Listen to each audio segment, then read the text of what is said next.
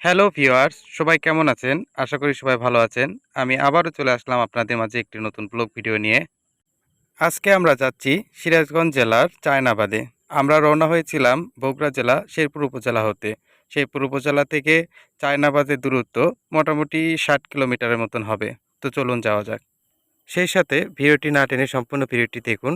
আমাদের চ্যানেলকে সাবস্ক্রাইব করার জন্য অসংখ্য ধন্যবাদ। আর যারা সাবস্ক্রাইব করেননি এক্ষুনি সাবস্ক্রাইব করে নিন। অবশেষে এসে আমরা পৌঁছে গেলাম আমাদের সেই কাঙ্ক্ষিত জায়গায় চায়নাবাদে। তো চলুন ঘুরে দেখা যাক।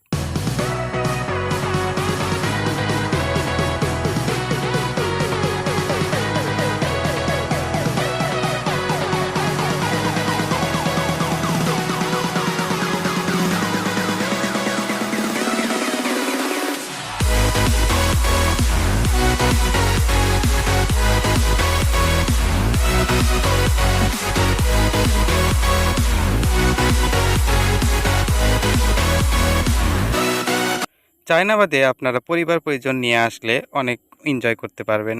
এখানে ছোট বাচ্চাদের নাগরদোলনা, নৌকা আরও হরেক রকম খেলনার জিনিস রয়েছে। চায়নাবাদের দৈর্ঘ্য বিশাল বড়। তো আপনারা পায়ে হেঁটে ঘুরতে গেলে ক্লান্তিবোধ মনে করবেন।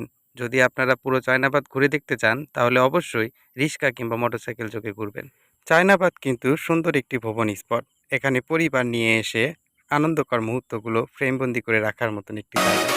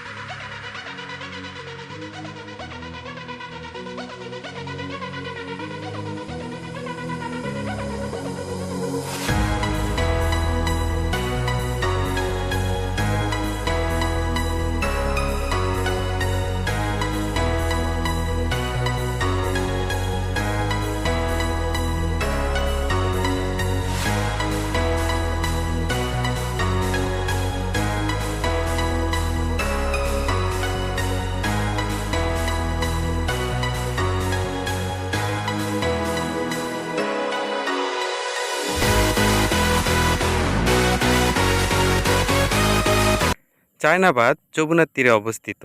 এখান থেকে যমুনা বহুমুখী সেতু দেখতে পাবেন।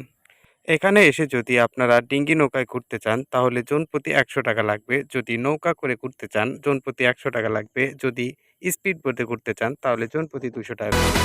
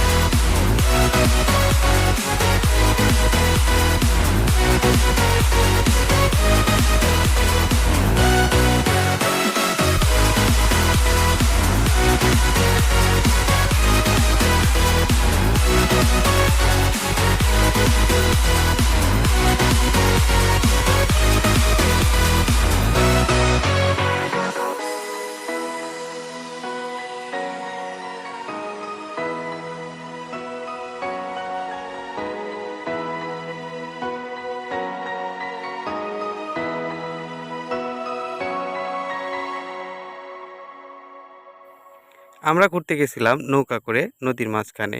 নদীর অপরূপ সৌন্দর্য, ঢেউ আপনাকে মুগ্ধ করে।